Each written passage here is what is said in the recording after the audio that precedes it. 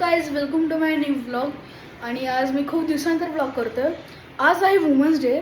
तर मी माझ्या आजीसाठी आणि माझ्या आईसाठी चॉकलेट ब्राउनी बनवणार आहे. आणि तर तुम्ही बघा मी कसं बनवतो.